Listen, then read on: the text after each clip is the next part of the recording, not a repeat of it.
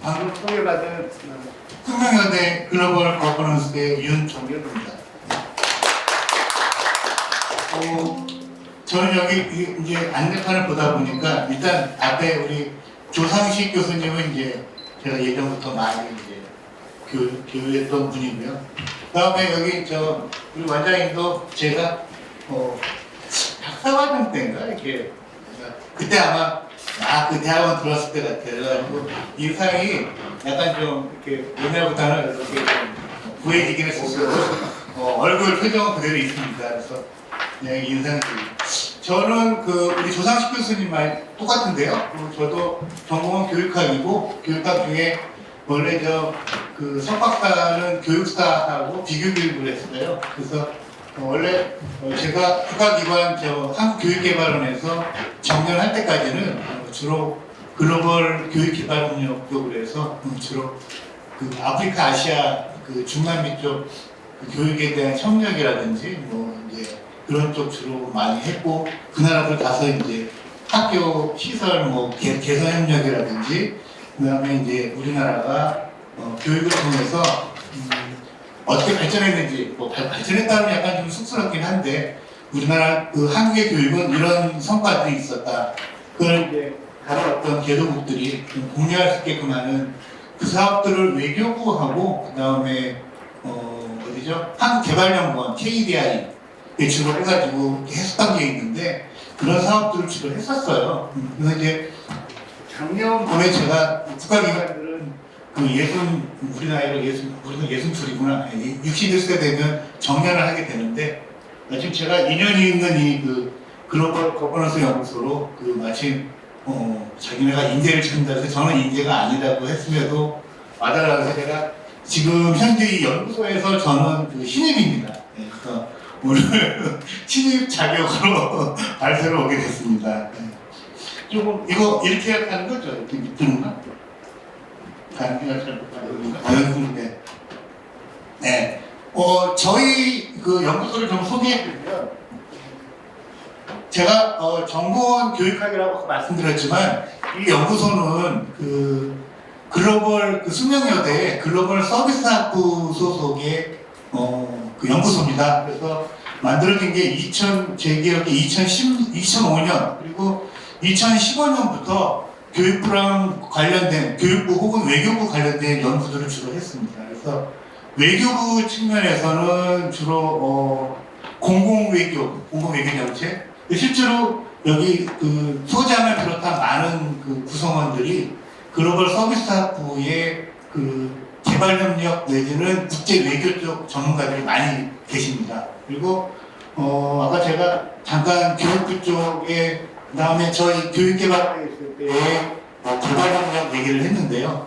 교육개발협력 관련된 사업들을 이 연구소가 좀 많이 했습니다. 그래가지고 2015년 이후부터는 이 글로벌 서비스 연구소 안에 잠깐만 그다음 볼까요?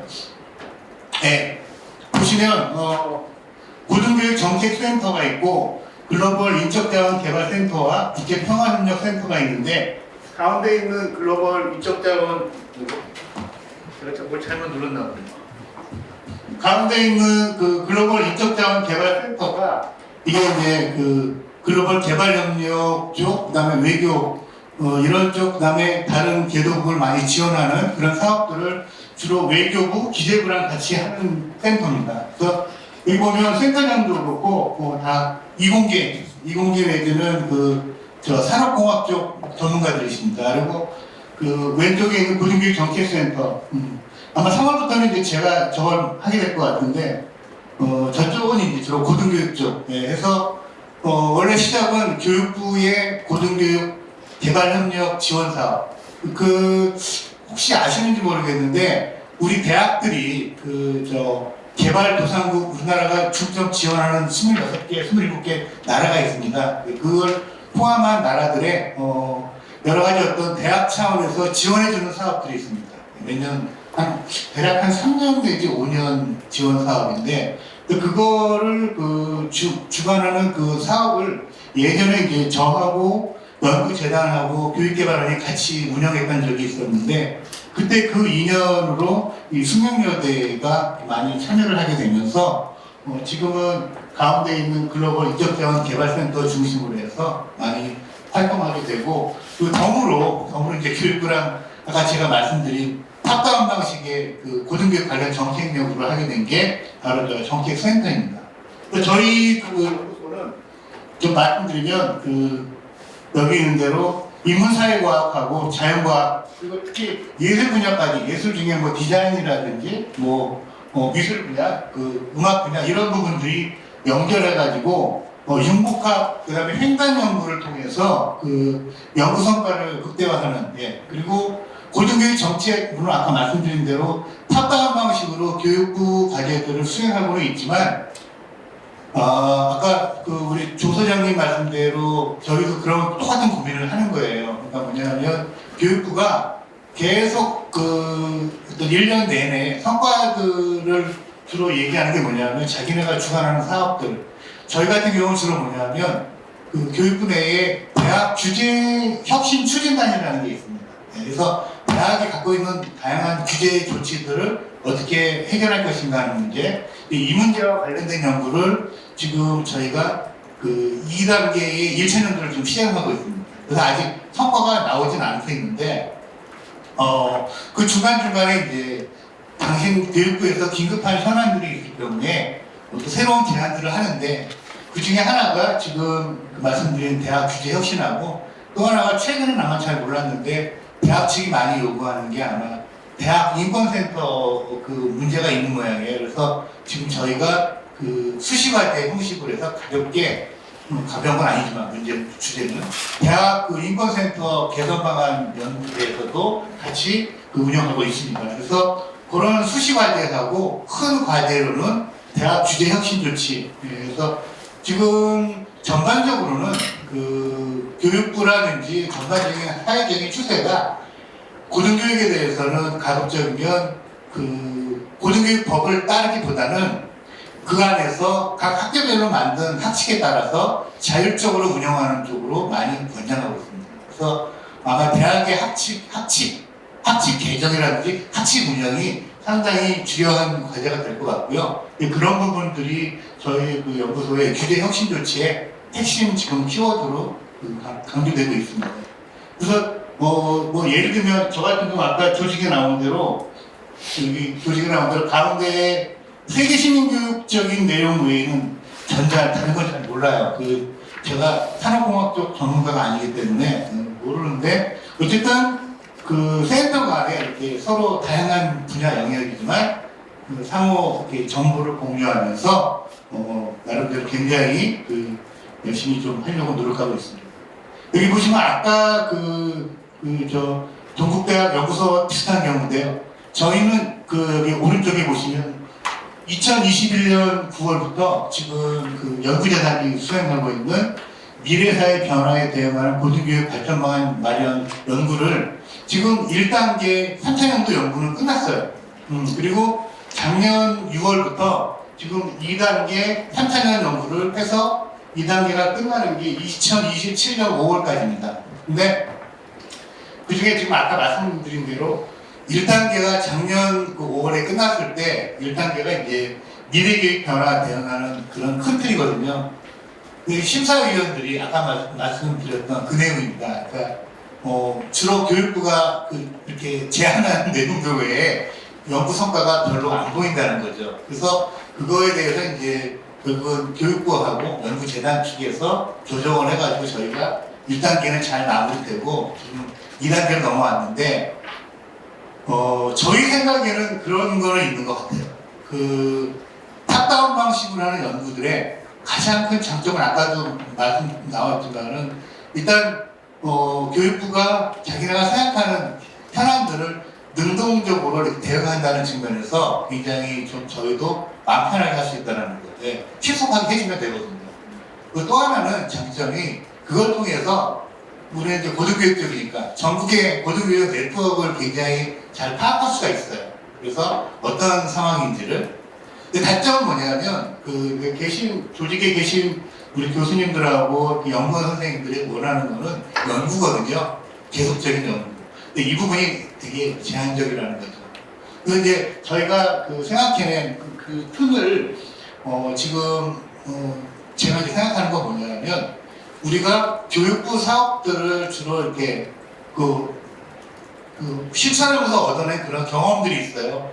그 경험들을 가지고 가급적이면 그 주어진 범위 내에서 각 연구자들이 되도록이면 좀 자기만의 어떤 창의성을 가지고 그 자료들을 활용해가지고 새로운 연구, 그러니까 뭐 예를 들면 뭐 논문 투어라든지 혹은 뭐 학회 발표라든지 뭐 하여튼 다양한 방식으로 자기 역량을 개발할 수 있도록. 그래서 특히 저희 이 연구소의 특징이 SSCI급을 1년에 하나씩은 꼭 할 수 있도록 지금 해서 매년 내고 있습니다. 그래서 SSC, 사실은 이제 SSCI급 때문에 제가 굉장히 애먹었는데 저는 아직 그 정도 역량은 안 돼가지고요. 그래서 이제 그게 되는데 이번에 제가 센터장을 그 자격을 얻기 위해서 은퇴자 출신으로 그 새롭게 등재지에 연구 논문도 두 편을 냈어요, 작년에. 그래서 약간 좀 그런 게 조금 좀 보람이기도 하지만 되게 어렵다라는 부분을 좀 말씀을 드리겠습니다. 예, 이거 아까 조금 말씀드린 부분이고요. 그리고 이건 저희 연구소 그 좀 홍보인데요. 대학과 관련된 다양한 혹시 뭐 주제가 있거나 그러면 저희 그 글로벌 거버넌스 연구소에서 2023년부터 그 추진했던 학술지가 있는데 이게 그 작년 말에 그 등재 후보지로 선정이 됐습니다. 그래서 지금 일단 좀 많이 좀 홍보해서 대학에 관련된 다양한 그 연구들 혹시 주제가 있으신 우리 연구자 선생님들 계시면 많이 투고해 주십사. 예. 또 뭐 저희로서는 특히 제가 그 여기 연구소에 들어가가지고 첫 번째 그 가시적으로의 성과여가지고 조금 좀 남다릅니다. 예. 1단계는 아까 말씀드린 대로 이제 2021년부터 했던 내용이에요. 보시면 전반적인 큰 기본 내용들은 그겁니다. 핵심 그 대학의 핵심 규제 관련된 내용들 그 부분들을 어떻게 개선할 것인가 하는 문제. 그 다음에 또 이제 보시면 있지만 그 어떤 대학 간의 어떤 새로운 그 혁신. 근데 특히 이제 이게 있습니다. 교육부가 정부가 바뀔 때마다 상당히 관점이 달라져가지고 특히 장관이 바뀔 때마다 이게 그 관점들이 많이 달라집니다. 그래서 그런 거에 대해서 여기 그 우리 연구소 그 탑다운 방식의 어떤 전략으로 뭐냐면 계속적인 그 영어 표현으로 리스케일링을 한다. 그러니까 새로운 어떤 그 패러다임이 나오는 거에 대해서 그 신속하게 능동적으로 대응하기 위해서 계속 자기 성찰, 자기 공부를 하는 것들 많이 권장을 합니다. 그래서 여기 보면은 이제 다양한 어떤 그런 외국 사례라든지 비슷한 현장 그 대학의 현장에 가서 실제로 그 경험되는 부분들을 어떤 그 질적인 연구로 면담 이런 걸 통해서 포커스 그룹 면담을 통해 가지고 다양하게 성취할 수 있다는 거죠. 그걸 통해서 굉장히 다양하게 어떤 내용들을 성취하고 있다는 걸 말씀드리겠습니다. 뭐 다른 특별한 내용은 자료를 대체하기로 하고요. 저희가 조금 좀 관찰하고 싶은 거는 여기 지금 저희가 이 탑다운 방식의 제일 큰 핵심 내용 중에 하나로 보는 게 요 대학 핵심 규제 발굴 개선인데 요거는 아마 지난번 총장님이셨던 것 같은데 여기 고려대학교 정진택 총장님인가요? 맞나요? 그분이 여기 위원장을 하셔가지고 대학의 경험들 가지고 상당히 많이 다양하게 제안들을 했는데 그걸 저희 이제 그 연구소의 사업의 내용으로 정리해서 만들어낸 안건들입니다. 이런 내용들이 지금 지공개예요. 근데 아마 제가 보기에는 궁극적으로는 회의록이나 이런 부분들은 개인적인 정보만 만약에 잘 강화가 된다 그러면 궁극적으로 이게 다 개방돼야 될 내용 아닌가. 실제로 외국 사례 보니까 미국 연방교육부도 그렇고 일본 문부과학성 보면 특별한 경우가 아니면 실명도 회의 안에 실명 다 발표한 사람들의 성명하고 그다음에 내용까지 다 기록이 돼요. 그래서 그게 실제로 실시간으로 볼 수가 있어요. 예를 들면 제가 이제 경험한 게 한 달 전인데 회의록을 보니까 문구성에 거기에 다 이렇게 예를 들면 고등교육 관련된 무슨 뭐 지방자치단체하고 협력하는 일본 그 대학의 어떤 협의안을 만든 거 보니까 다 나와요. 네.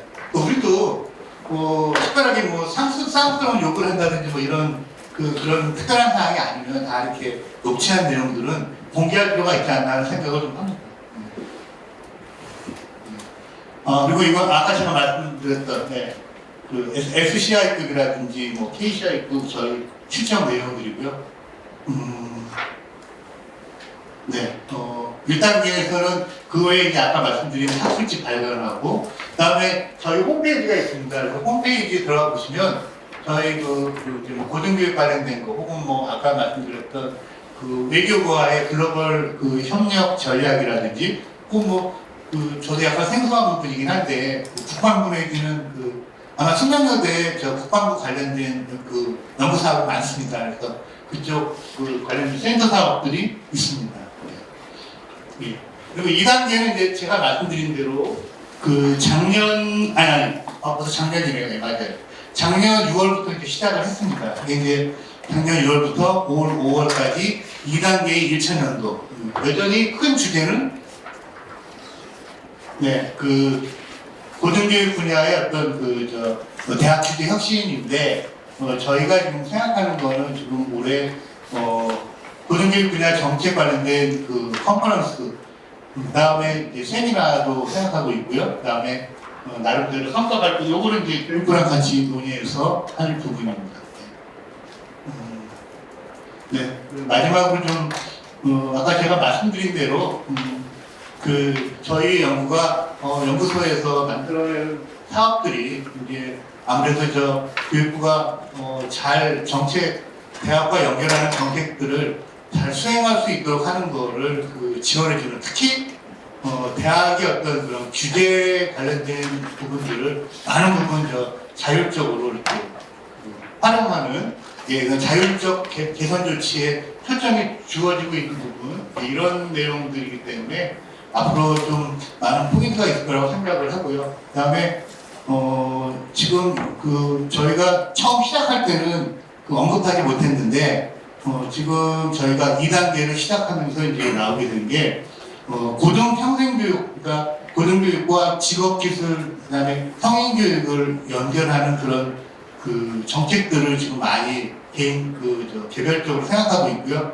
또 하나가 정부에서는 라이즈 사업이라고 해가지고 지방자치단체하고 그다음에 지방의 지역산업체, 그다음에 지방의 대학들이 같이 수도권 이외의 대학들이 다 이렇게 활성화할 수 있는 이제 그런 전략들을 많이 좀 생각하고 있는데, 그런 지방대학의 지역대학의 활성화 사업도 저희가 위에 3번에 나와 있지만 그런 프로그램도 지금 많이 생각하고 있습니다.